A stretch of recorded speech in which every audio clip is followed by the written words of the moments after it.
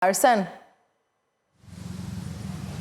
Gjithçka është shtyr për më 11 nëntor 2025 dhe duhet sot trupa gjykuese për bërë nga gjyqtari Rena Gjoka të vendoste për kërkesën e prokurorisë së posaçme për të kaluar për gjykim apo jo çështjen e ish presidenti Ilir Meta e ish bashortës së tij, por e të panderët të tjerë ish vartës të zotit Meta. Rezulton se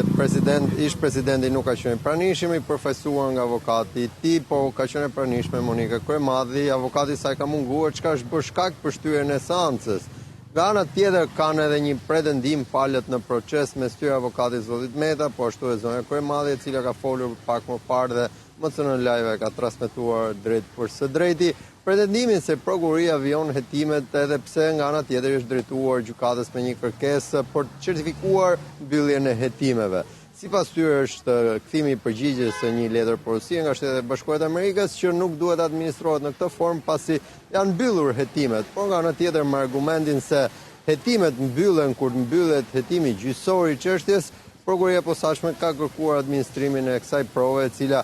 ishte e renditur në kërkesën për vlerësime hetime paraprake, thjesht fizikisht nuk kishte mbritur përgjigja nëpërmjet postës diplomatike. Ajo çfarë ka rezultuar në përgjigje të kësaj letër porosie sipas zonës Kryemadhit dhe zotit Cakarni është se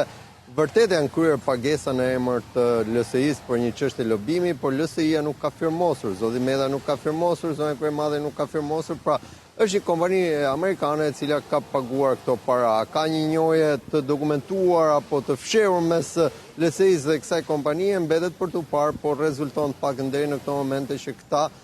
pra ish funksionarët politik të Partisë Lëvizjes Socialiste për Integrim, sot Partia e Lirisë nuk kanë një vulë dhe një firmë mbi këtë transaksion apo ta kenë kërkuar të transaksion. Arsye pse ka bërë kompania amerikane mbetet për tu parë, ndoshta mund të jetë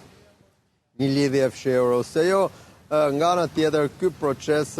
vijon edhe me pretendimin e zotit Meta për përjashtimin nga gjykimi të gjyqtares Rena Gjoka për shkak të konflikteve që ajo ka me drejtsinë, sipas tyre është tashmë një gjyqtare nën presion e prokurorisë, por aq kohë sa është në hetim nga prokuroria, ajo mund të jetë ndikueshme në vendimarrjet e saj. Janë bërë disa kërkesa në fakt për përjashtimin e zonës Gjoka, por janë rrëzuar të gjitha. Pojda. Rëndësia e ditës së sotme, kush është Arsen? Një seancë orës së 9. Nuk e di nëse ke komunikuar me avokatin, nëse është diçka më herët.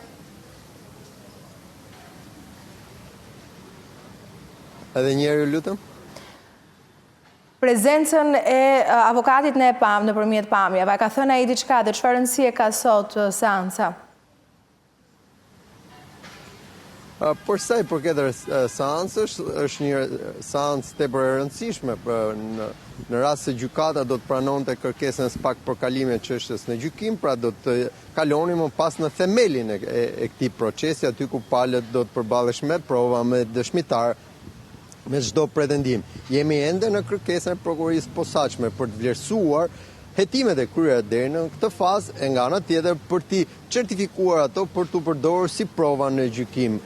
Ky moment procedural ende nuk ka ndodhur, shtyre pas shtyre, pretendime pas pretendime, sot në mungesë të avokatit të zonës Kryemadhi, i cili e risjell në kronologji, është ndaluar pak kohë më parë në qytetin e Vlorës pasi dhunoi fizikisht punonjësin e sigurisë së gjykatës atje. Aktualisht ai ndodhet me masën e sigurisë arrest në shtëpi, kërkon nga apeli të lirohet pasi kjo masë sigurie pamundson atë për të ushtruar funksionin e avokatit dhe për të mbrojtur interesat e klientes Monika Kryemadhi, e cila vetë nuk ka munguar, po ka kërkuar që procesi të vijojë me avokat. Qartë. Ndërkohë, sot jemi në kushtet kur është mbahet pra në gjykogo dhe seanca paraprake për dosjen Veliaj. Në fakt është edhe procesi për ish kryebashkiakun Veliaj, i cili pas 3 ditësh pret edhe një vendim gjykatës kushtetuese, por sot ai ka zgjedhur që mos jetë i pranishëm në seancë, por ta ndjek atë nga dhoma e parapurgimit në Durrës nëpërmjet një deklarate me mbrojtësit e tij. Ai kërkon që të gjitha hetimet e bëra nga SPAK të shpallen të paligjshme në kundërshtim me procedurën penale dhe me mënyrën se si janë marrë provat, si janë trajtuar afatet, por edhe me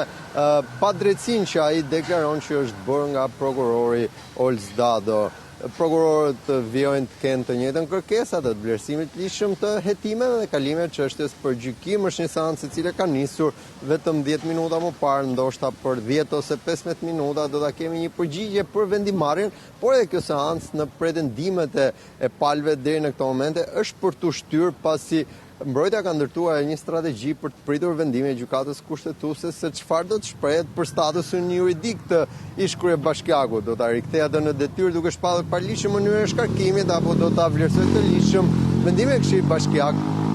Nga ana tjetër vendimin e qeverisë pra Këshilli Ministrave dhe dekretit që i hapi rrugë zgjedhjeve provizorisht dhe të pezulluar në kryeqytet për datën 9 nëntor. Ndërkohë, nëse të pyes Arsen se çfarë u tha dje nga Dumani,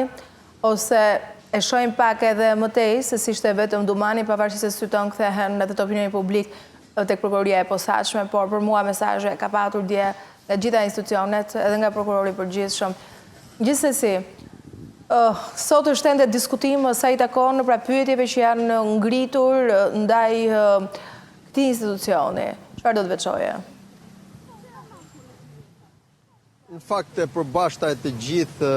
përfaqësuesve të institucioneve të pavarura të dalin nga reforma në drejtësi është mbi ngarkesa, mungesa e ambienteve të punës, por edhe vonesa dhe volumet e mëdha të proceseve. Shumica e prokurorive të përfaqësuar nga prokurori Lucian Çela nxjerrin si një problem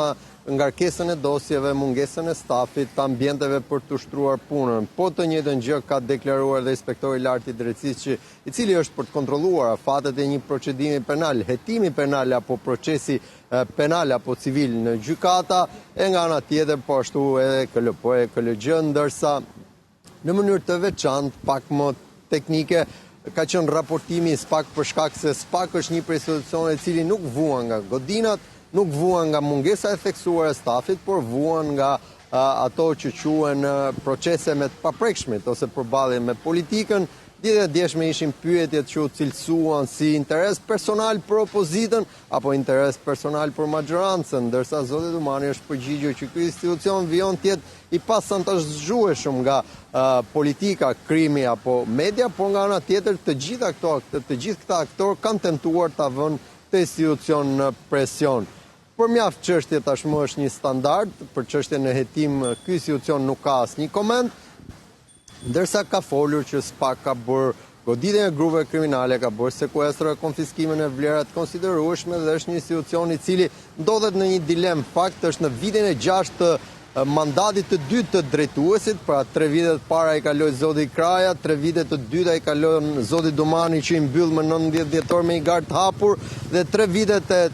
treta për mandatin e tretë të drejtuesit përkojnë edhe me përfundimin e mandatit prej 9 vitesh të më shumë se sa 13 prokurorëve, të cilët pas mandatit 9 vjeçar mbeten jashtë këtij institucioni dhe zoti Dumani ka kërkuar që politika të gjejë një zgjidhje. Ai vetë ka deklaruar që nuk do të rikandidojë pas përfundimit mandatit 9 vjeçar, e po ashtu nuk ka pasur kurrë interes për të vijuar e të kërkuar, po ashtu të kandiduar për një mandat të dytë në postin e drejtuesit. Qartë, mirë, do të presim çështjen e Veliajt deri më tani, mund të jetë çështje minutash the pak më herët. Kështu që do të jemi, besoj, edhe atje për të parë se çfarë realisht ka, nëse ka ndryshime ose nëse ka ndonjë vendimarrje. Faleminderit për momentin, Arsen.